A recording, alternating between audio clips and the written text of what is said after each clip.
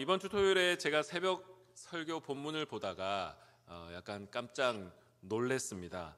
이전에 저희들이 아시다시피 십계명을 우리 부목사님들이 돌아가면서 토요일마다 말씀을 나누었습니다. 또 순번대로 하다 보니까 제가 본의 아니게 두 번 그때 설교를 하게 되고 또 마지막 십계명 마무리를 제가 했던 적이 있습니다. 그래서 이미 십계명에서 할 말은 이미 다 한 것 같은데 큐티 본문을 봤는데 십계명 본문 전체인 것을 발견했습니다. 그래서 처음에는 큐티책 편집의 오류가 아닌가 생각했는데 진짜 제가 딱 그 차례에 다시 한번 출애굽기 십계명의 본문을 제가 맡게 되었습니다. 처음에는 당황했지만 그래도 또 다시 이 본문을 저에게 주신 하나님의 섭리가 있겠지라고 하는 마음을 가지고 묵상을 하기 시작했습니다. 그런데 본문을 살피다 보니까 모세도 십계명을 두 번에 걸쳐서 선포했다라는 것을 발견하고 한편으로는 마음의 위로가 되기도 했습니다. 여러분 아시다시피 첫 번째 십계명의 선포는 언제 이루어졌습니까? 출애굽을 한 1세대들, 그 1세대들을 향하여서 선포되어졌습니다. 근데 두 번째 다시 한번 오늘 우리가 읽었던 신명기의 말씀에 보았던 것처럼 두 번째 십계명은 바로 광야의 2세대, 그 2세대들에게 출애굽 2세대들에게 선포되어졌던 것이 또 한 번에 걸쳐서 나오게 됩니다. 오늘 신명기 5장 2절에 3절의 말씀을 다시 한 번만 더 읽어보도록 하겠습니다. 시작. 우리 하나님 여호와께서 호렙산에서 우리와 언약을 세우셨나니 이 언약은 여호와께서 우리 조상들과 세우신 것이 아니요 오늘 여기 살아있는 우리 곧 우리와 세우신 것이라. 아멘.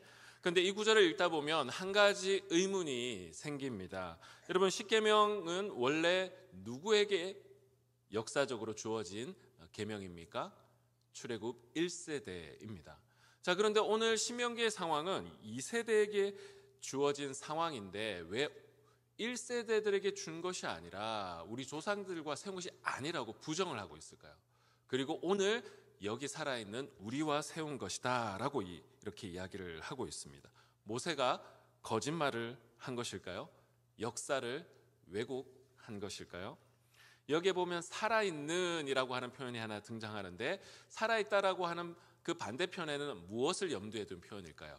죽은 이라고 하는 표현과 이것이 연결되어집니다. 그러니까 2세대의 입장에서는 살아있는 우리와 비견되어지는 이미 광야에서 죽은 1세대를 떠올리게 하는 표현이 살아있는 우리라고 하는 이 표현에 담겨져 있습니다. 광야 1세대들은 다 죽고 가나안으로 들어갈 즈음에 유일하게 생존해 있었던 사람은 이 당시에는 누구일까요? 누가 살아있을까요, 여러분? 성경의 지식을 한번 쫙 돌려보시면 모세는 일단 지금 살아있겠죠? 곧 죽긴 하겠지만 여호수아와 갈렙 이 정도의 사람이 살아 있습니다. 이 분위기를 알 수 있는 대목을 한 구절 읽어보기를 원합니다. 신명기 2장 14절의 말씀 같이 읽겠습니다. 시작. 가데스 바네아에서 떠나 세렛 시내를 건너기까지 38년 동안이라. 이때는 그 시대의 모든 군인들이 여호와께서 그들에게 맹세하신 대로 진영 중에서 다 멸망하였나니. 자, 이 결과를 이미 보여주고 있습니다. 신명기 5장 전에 2장에 보면 이미 이 상황을 설명하고 있죠. 자, 그런데 이런 상황은 이미 예견되었던 것입니다. 민수기의 말씀의 한 구절을 더 읽어보기를 원합니다. 14장 29절 31절 같이 읽습니다. 시작. 너희 시체가 이 광야에 엎드러질 것이라.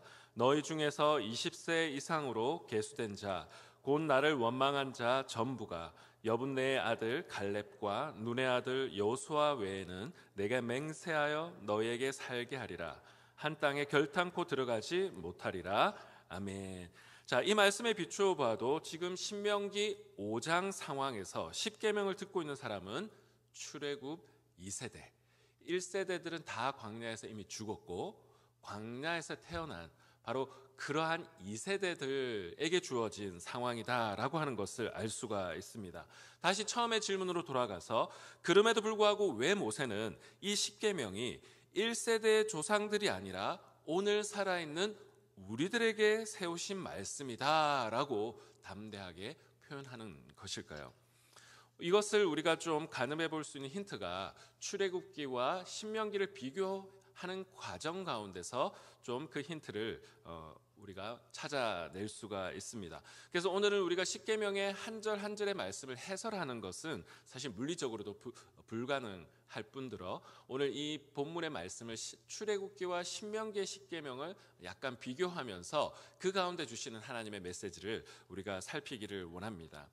여러분, 출애굽기 20장과 신명기에 나오는 5장에 나오는 십계명은 거의 동일합니다. 그런데 특정한 한 계명에서 그것을 지켜야 하는 근거에 대한 조항이 다른 부분이 등장합니다. 혹시 그것이 어떤 계명인지 아십니까? 몇 번째 계명일까요? 네 번째 계명, 안식일을 지키라라고 하는 이 계명은 출애굽기와 신명기의 근거가 다릅니다. 지키라고 하는 말씀은 동일한데 왜 지켜야 되는가에 대한 근거가 다르게 등장합니다. 자, 출애굽기 20장 8절과 11절의 말씀 같이 한번 읽어보도록 하겠습니다. 시작. 안식일을 기억하여 거룩하게 지키라.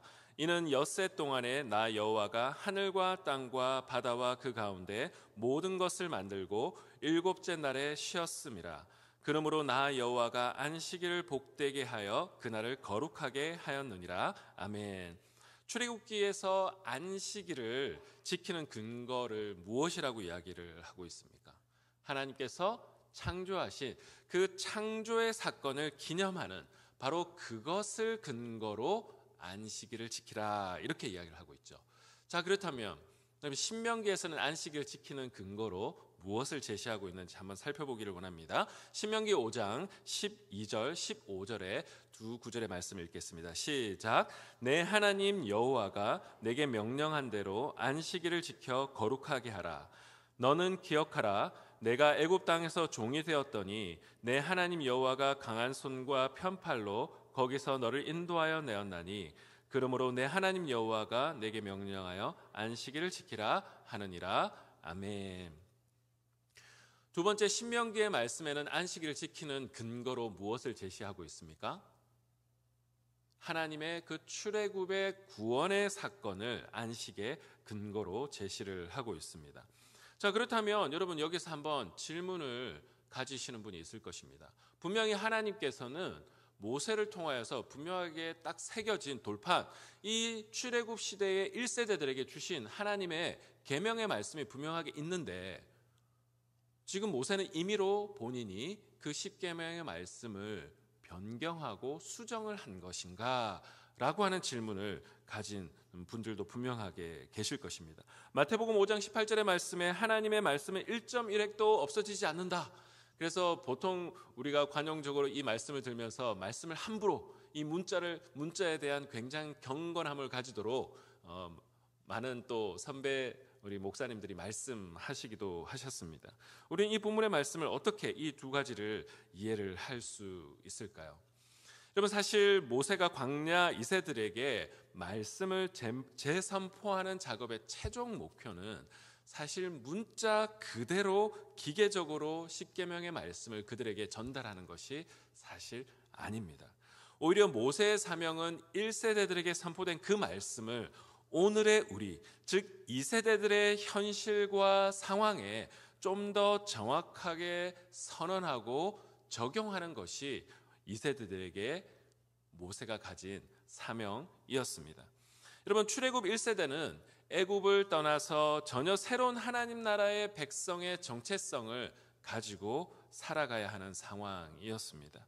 그런데 십계명의 안식일의 계명을 잘 한번 살펴보니까 우리 하나님이 모든 세상의 질서를 창조하신 분이다 라고 하는 것을 그들은 알게 되었습니다. 여러분, 출애굽의 1세대들은 사실 누구에게 종속되어서 평생 살았던 사람들입니까? 애굽의 파라오의 통치의 다스림 속에서 평생 살아왔던 사람들입니다. 애굽에서의 질서를 잡는 사람은 누구였습니까? 파라오였죠. 그래서 1세대들에게 있어서 이 안식일을 지키라고 하는 이 계명의 근거가 온 우주 만물을 창조하신 분은 그 애굽의 그 신들과 파라오가 아니라 온 우주 만물의 질서는 우리를 구원해 주신 그 창조주 하나님이시다라고 선언하고 있는 것이 바로 그 안식일 계명의 아주 중요한 포인트입니다. 그래서 그들은 이제 파라오의 질서 속에서 살아가는 백성이 아니라 새로운 창조자의 질서 속에서 살아가야 한다라고 하는 것을 통하여서 새로운 그들의 영적인 정체성을 가지고, 그래서 출애굽기 19장에 새로운 하나님 나라의 백성의 공동체로서 그들은 태어나고 창조되었던 것입니다.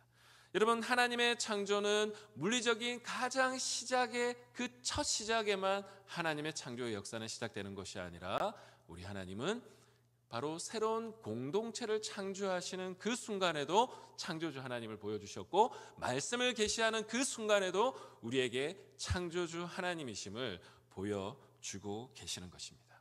그래서 이 계명을 줄 때에 출애굽 1세대들에게는 새로운 정체성이 형성된 것이죠. 자, 그런데 여러분 2세대의 입장에서 한번 생각해 보십시오. 그들은 광야에서 태어났습니다. 그들은 파라오의 통치의 그 시스템을 경험했던 사람일까요? 전혀 경험하지 않았던 세대입니다. 그래서 1세대는 2세대와 전혀 다른 정서와 환경과 컨텍스트 속에서 살아갈 수밖에 없었습니다. 여러분, 이것을 쉽게 생각해 볼 수 있는데요, 우리가 피부에 와닿게 우리도 생각해 볼 수가 있습니다. 여러분, 여기에도 이민 1세대, 2세대들이 다 있고, 특히 한국에서 한번 생각해 보면 전쟁 시대에 태어나서 전쟁을 겪은 세대와 전쟁 이후에 그것을 기록 그리고 책으로만 듣고 읽었던 세대는 정서가 같을까요, 다를까요? 같을 수가 없습니다.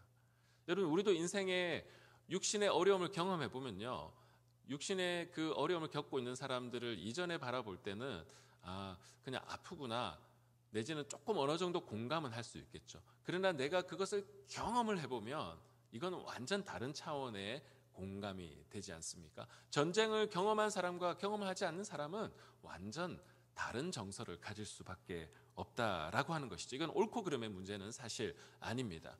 여러분, 우리 이민 역사에, 가깝게는 우리 LA의 이민 역사의 속에서도 한 가지 사건이 있었는데, 여러분 아마 그 공간에 실제로 여기에 계신 분도 있을 것입니다. 1992년에 LA 폭동 사건입니다. 열심히 근면 성실하게 노동을 하여서 자녀들을 양육하고 미국에서 정착하기 위해서 열심히 수고하는 우리 한인 1세대들에게는 굉장히 충격적인 사건이었습니다. 열심히 살던 한인 1세대의 상점들이 불타던 그날, 우리 부모 세대는 성실함만으로는 이 사회에서 보호받지 못한다라고 하는 그 단순한 사실을 절실히 경험하게 되었습니다.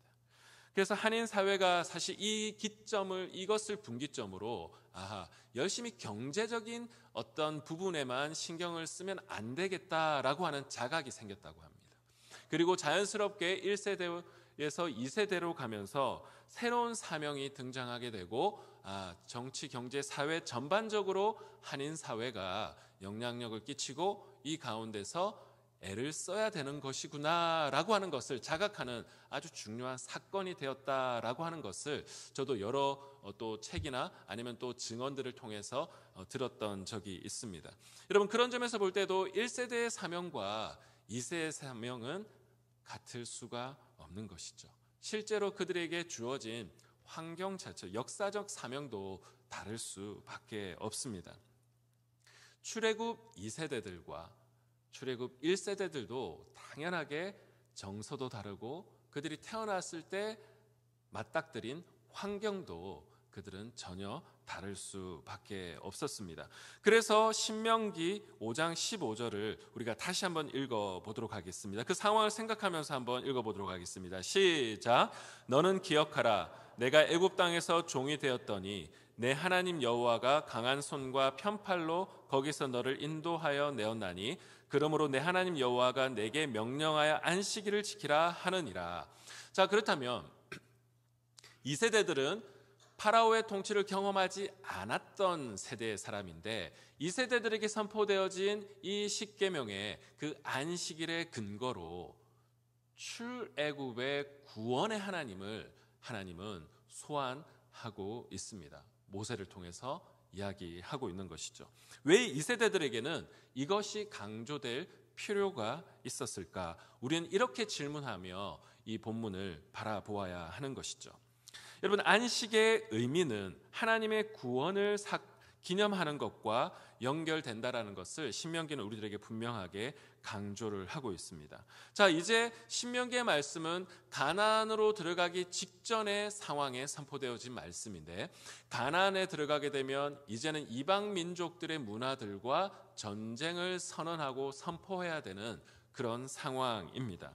자, 그런데 그곳에 들어가서 하나님은 이스라엘 백성들을 통하여서 이 하나님의 구원의 사건을 그들을 통하여서 행하기를 원하시는 새로운 사명을 가지고 있기 때문에, 그 새로운 사명을 가진 세대이기 때문에 우리 하나님이 과거에 일하셨던 사건을 기억하게 하시며, 너희들은 이제 바로 이러한 하나님의 구원의 역사의 사명을 가지고 있다라고 하는 것을 강조하면서 이 안식일의 계명을 선언하고 있는 것이죠. 세상을 향한 안식 선포의 사명을 그들에게 이야기하고 있는 것입니다. 여러분, 그런 점에서 출애굽기 이야기는 사실은 출애굽기의 안식일 계명의 이야기와 신명기의 안식일의 계명의 이야기는 다른 것 같지만 사실 같은 이야기입니다. 한번 생각해 보기를 원합니다. 여러분, 창조가 무엇입니까? 창조는 온 만물을 하나님께서 말씀하심으로 그 세계에 새로운 질서를 만들어 가신 것이 하나님의 창조입니다. 그 하나님의 질서 안에서 모든 것이 유지되고 조화롭게 된 그 상태, 여러분, 그 상태가 바로 안식 그 자체입니다. 여러분, 그러면 그것에서 벗어나는 것이 무엇입니까? 안식을 잃어버리는 것이고 바로 죄 그 자체가 되는 것이죠. 여러분, 그러면 죄에 빠진 사람들을 구원해 내는 것은 새로운 그 질서로 회복하는 것이고 그들에게 안식을 회복시켜 주는 것입니다. 자, 그런 점에서 볼 때 여러분, 창조와 죄와 구원과 안식은요, 똑같은 하나의 이야기를 이쪽에서도 보고 위에서도 보고 밑에서도 보는 다양한 측면에서의 이야기일 뿐이지, 사실은 하나의 실체를 이야기하는 다양한 측면의 이야기일 뿐이라고 하는 것입니다. 그런 점에서 볼 때 출애굽기의 안식일의 근거와 신명기의 안식일의 근거가 다른 것 같지만, 안식이라고 하는 공통된 이야기에서 볼 때 창조의 이야기와 이 구원의 이야기는 동일한 이야기고, 바로 그것이 안식을 이야기하는 것이다 라고 하는 점에서 동일한 이야기라고 하는 것이죠. 앞에서 질문을 했습니다. 모세가 1세대가 받은 십계명을 광야 2세대가 받은 것이라고 담대하게, 때로는 오늘날의 역사의 정확한 기록을 중요시 여기는 세대에서 생각해 봤을 때는 기록을 수정하는 것처럼 보여지는 그것이 우리에게 어떻게 보면 바도가 될 수 있지만, 여러분, 성경 시대에는 그것이 중요하지 않았습니다. 진짜 이 세대가 이 말씀을 통해 하나님의 진짜 뜻을 잘 따르기를 원하는 바로 그 내적 동기가 있었기 때문에 모세는 이렇게 담대하게 선언하고 있는 것이죠. 그래서 모세는 상황이 달라졌기 때문에 우리 하나님을 저 역사의 역사책 속에서 추억하는 정도로 이스라엘 광야 세대가 보기를 원하는 것이 아니라, 박제된 그 하나님, 박물관에 그냥 계신 그 하나님이 아니라 오늘 우리의 인생 가운데 침투해 들어오시고 오늘 우리가 겪고 있는 이 상황 가운데 주시는 하나님의 사명과 미션이 있다라고 하는 그 맥락을 강조하면서 우리 하나님을 다시 한번 선언하고 있는 것입니다.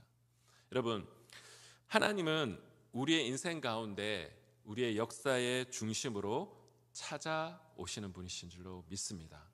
모세는 이 담대한 선언을 어떻게 할 수 있었을까요?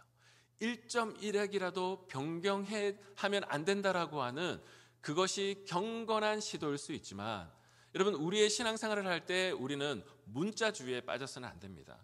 여러분, 사실 문자는 그 너머에 있는 실체를 전달하기 위한 도구일 뿐입니다.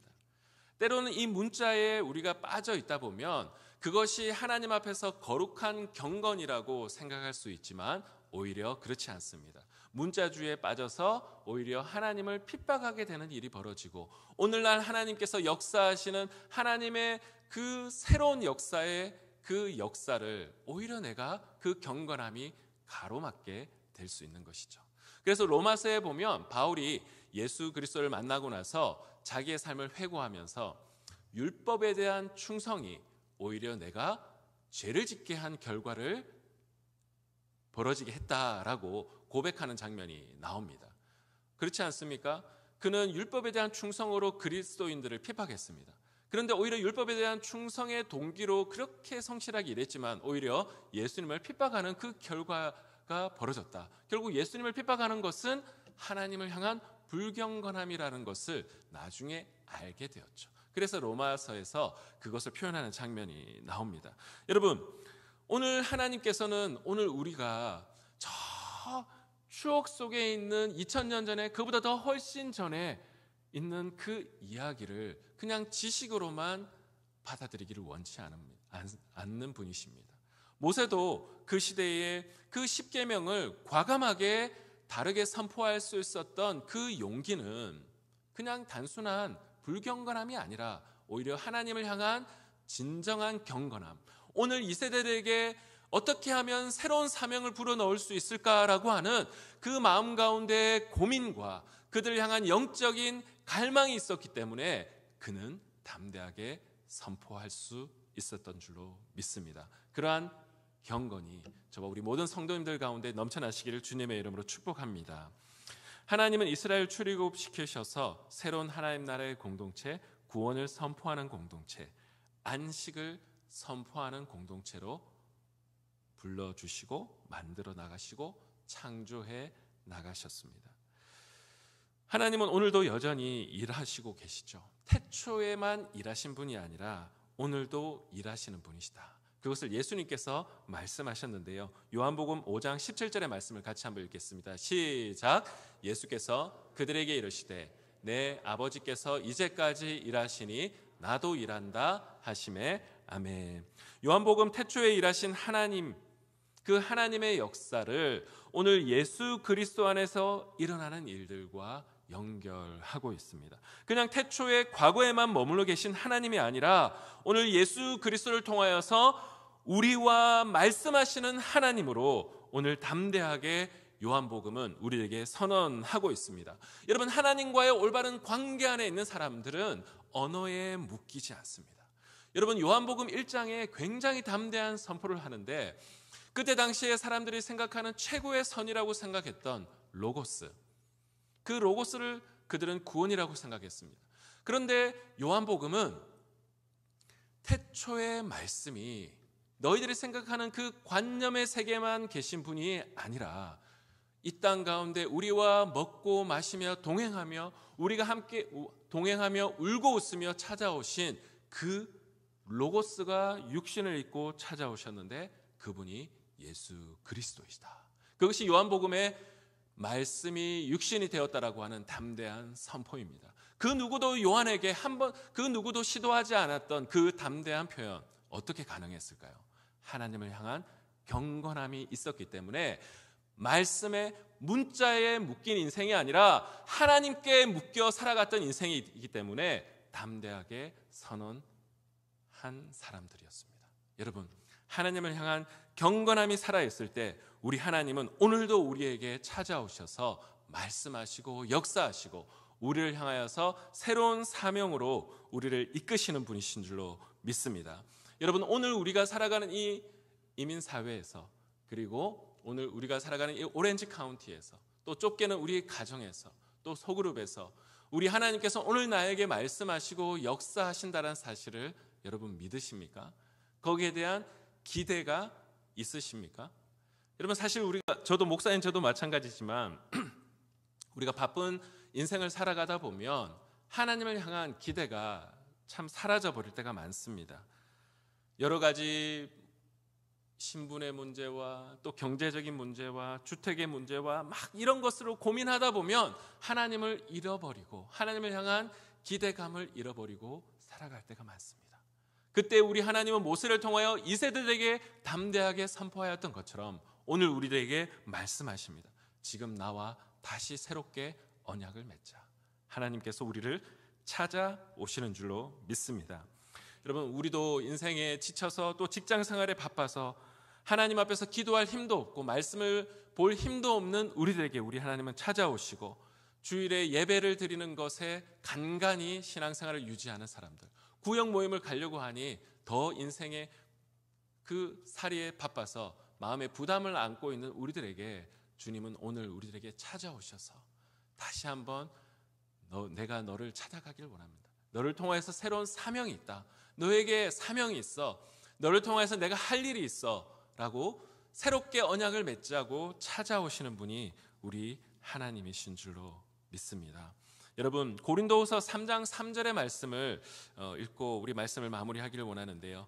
고린도후서 3장 3절의 말씀 한번 다 같이 읽겠습니다. 시작. 너희는 우리로 말미암아 나타난 그리스도의 편지니 이는 먹으로 쓴 것이 아니요 오직 살아계신 하나님의 영으로 쓴 것이며 또 돌판에 쓴 것이 아니요 오직 육의 마음판에 쓴 것이라. 아멘. 지금 바울은 돌판에 쓴 십계명과 성령으로 새롭게 쓴 믿음의 그리스도인들을 대조하고 있습니다. 여러분, 얼마나 담대한 선언입니까? 어떻게 불경건하게, 아마 당시의 유대인들의 입장에서 이걸 보면 얼마나 불경건한 대조인가. 하나님이 우리에게 주신 이 두 돌판 십계명과 우리의 삶을 이렇게 비교할 수 있는가. 그러나 오늘 본문은 바울은 담대하게 선언하고 있는 것이죠. 너희는 그리스도의 편지다. 그 편지가 무엇이냐? 하나님께서 우리에게 주신 그 두 돌판과 같은 것이 바로 너희가 살아내야 될 사명과 같은 것이다 라고 이야기를 하고 있는 것이죠. 십계명은 저 역사 속에, 추억 속에 박제된 것이 아니라 십계명은 하나님이 우리에게 위탁하셔서 우리의 삶으로, 사명으로 살아내라고 주신 하나님의 말씀인 줄로 믿습니다. 바로 그것이 새롭게 날마다 언약을 갱신하시며 새롭게 말씀을 재선포하시는 하나님의 진짜 마음인 줄로 믿습니다. 여러분, 오늘 우리가 인생에 기대감이 없고 그냥 메마른 마음으로 신앙생활하고 있는 분들이 있다면 역사 속에 찾아오시는 그 주님을 향하여서 우리의 마음을 활짝 열기를 원합니다. 구역 모임을 할 때에도 새로운 사람이 내 구역에 찾아왔을 때, 공동체에 찾아왔을 때 또 왔구나, 여러분, 그런 마음을 품는 것이 아니라 새로운 사람을 통해서 하나님께서 어떻게 일하실지 하나님을 향하여서 열려있게 되면 사람을 향하여서도 우리의 마음이 열릴 줄로 믿습니다. 여러분, 우리를 향하여서 새롭게 역사하시고 새롭게 말씀을 선포하시고 새로운 사명을 주셔서 얼마든지 새 일을 행하게 하시는 그 하나님의 손과 발이 되어 하나님의 일을 기쁘고 즐겁게 감당하시는 저와 우리 모든 성도님 되시기를 주 예수 그리스도의 이름으로 축복합니다.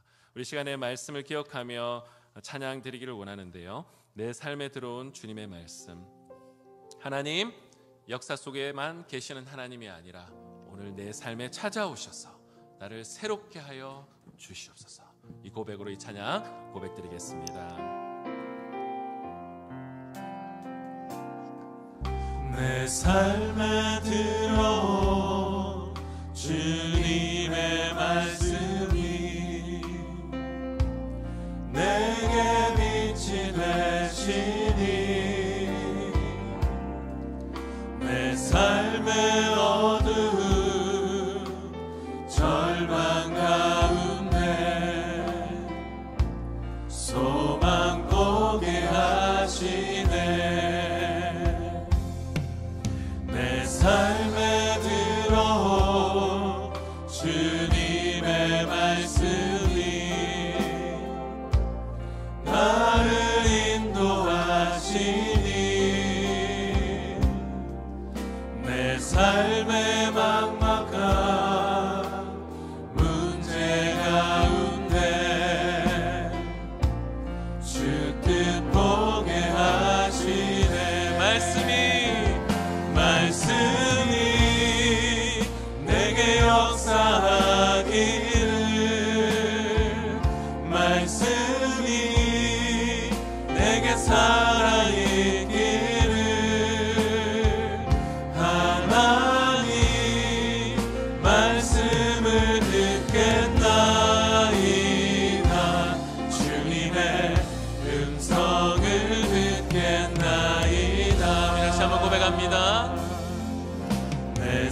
삶에 들어온 주님의 말씀이 내게 빛이 되시니 내 삶의 어두운 절망 가운데 소망 보게 하시네. 내 삶에 들어온 주님의 말씀이 나를 인도하시니 내 삶의 막막한 문제 가운데 주 뜻 보게 하시네. 우리 가슴에 손을 얹고 고백합니다. 말씀이 내게 역사하기를 말씀이 내게 살아있기를 하나님 말씀을 듣겠나이다. 주님의 음성을 듣겠나이다. 말씀이 내게 역사하기를 말씀이 내게 역사하기를 말씀이 내게 살아있기를 하나님 말씀을 듣겠나이다.